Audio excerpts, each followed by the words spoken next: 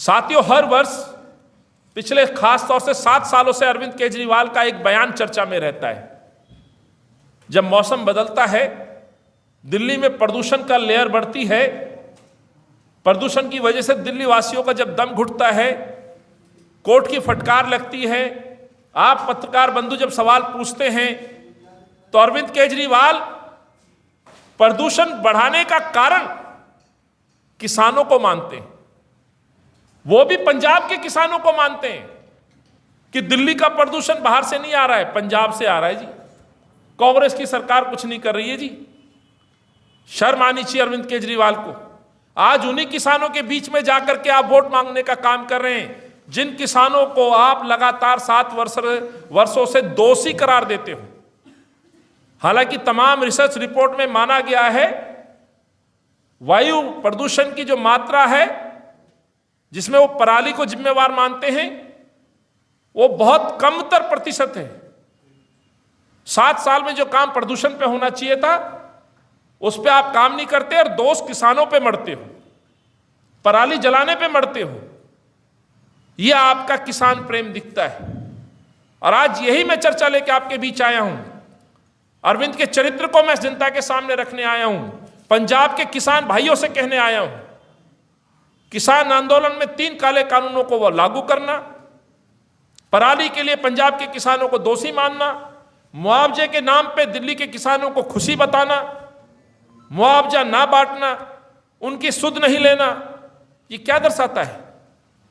मैं इस दावे के साथ कि अरविंद केजरीवाल पूरी तरह से देहात विरोधी और किसान विरोधी व्यक्ति है। कुछ दिनों से लगातार दिल्ली में बारिश हो रही है और बारिश की वजह से दिल्ली के अंदर जो खासतौर से ग्रामीण वर्ग है, खेती पर आधारित है। लगभग 50,000 हेक्टेयर दिल्ली देहात में कृषि होती है और सीजनल यानी कि खरीफ और रबी, जिसमें खासतौर से सब्जियां, गेहूं, सरसों, इस तरह की फसलों को उगा करके ना केवल अपने परिवार बल्कि दिल्ली के लोगों को भी काफ़ी हद तक सब्जियां उपलब्ध कराते हैं। अफसोस इस बात का है, अभी पिछले दौरे पे जिस तरह से अरविंद केजरीवाल ने फिर एक बार चुनावी उद्देश्य की पूर्ति के लिए पंजाब के किसानों को गुमराह करने के लिए एक और बड़ा झूठ बोला है। क्या झूठ बोला है? कि पंजाब के किसान परेशान हैं और हमने दिल्ली के किसानों को बहुत बड़ी राहत दी है। दिल्ली के किसानों की जो फसलें नष्ट हुई हैं, दिल्ली के हर किसान को हमने 50,000 रुपये हेक्टेयर के हिसाब से जी सबको मुआवजा दे दिया है। यानी कि प्रति एकड़ 20,000 रुपये का मुआवजा हमने फसलों का दे दिया है। ये अरविंद केजरीवाल ने बोला है। कब बोला है? जून जुलाई यानी जो खरीफ की जो फसल होती है, जो पिछले सितंबर अक्टूबर में जो घोषणा की गई थी, जो मानसून या बारिश की वजह से फसलें नष्ट हो गई थी, कांग्रेस पार्टी किसानों की आवाज उठा रही थी, किसानों का दर्द जनता तक पहुंचा। जनता के दबाव के बाद अरविंद केजरीवाल को मजबूरन घोषणा तो करनी पड़ी, लेकिन आज तक अरविंद केजरीवाल ने उस पर अमल नहीं किया। पिछले कुछ दिनों से जो मैंने जिक्र किया, फिर एक बार ये किसान दर्द से करा रहे हैं। किसान फिर वही बात बोल रहे हैं कि हमारी फसलें नष्ट हो गई हैं, जो एक सच है।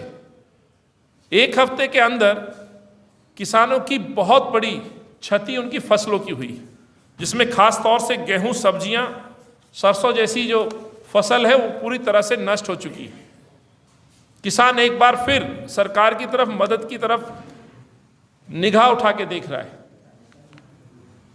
जहां मुख्यमंत्री को उनकी मदद करनी चाहिए, वहीं मुख्यमंत्री जी झूठ बोल के और उदाहरण दे के दिल्ली के किसानों को, पंजाब के लोगों से वोट मांग रहे हैं। बड़ा मुस्कुरा के कहते हैं कि दिल्ली के किसानों से पूछिए। इसीलिए आज दिल्ली का किसान यहां बैठा हुआ है और बताने आया है पंजाब के लोगों को भी, सवाल पूछने आया है मुख्यमंत्री से कि हमारा पिछली बार जो आपने अनाउंसमेंट की थी मुआवजा, वो मुआवजा अब तक क्यों नहीं मिला। साथियों, मैं बताना चाहता हूं, किसान वो व्यक्ति है जो अपनी फसल बोता है, काटता है, बाजार में बेच करके फिर अपने परिवार का पेट भरता है और अगले सीजन के लिए बीज खरीदता है। यहां तो पिछली फसल पे ही मुआवजा नहीं दिया आपने, मजबूरन रबी की फसल को उगाने के लिए बाजार से फिर पैसा लेके आया, बीज डाला और उसकी फसल फिर एक बार खराब हो गई, यानी कि कर्ज में भी आ गया। और सरकार से इस उम्मीद से कि मदद मिलेगी, मदद देने की बजाय अरविंद केजरीवाल लगातार पंजाब में जाके झूठ बोल रहे हैं, और झूठ इस बात के लिए कि वो वोट ले सकें, चुनाव जीत सकें। मैं अरविंद से कहना चाहता हूं, आज इस मंच पर दिल्ली देहात के मेरे गांव के लोग ये बैठे, झूठ बोलना बंद करें और ये बताएं कि इनका मुआवजा कब आप देंगे। Like, share and comment. To subscribe this channel, please press the bell icon.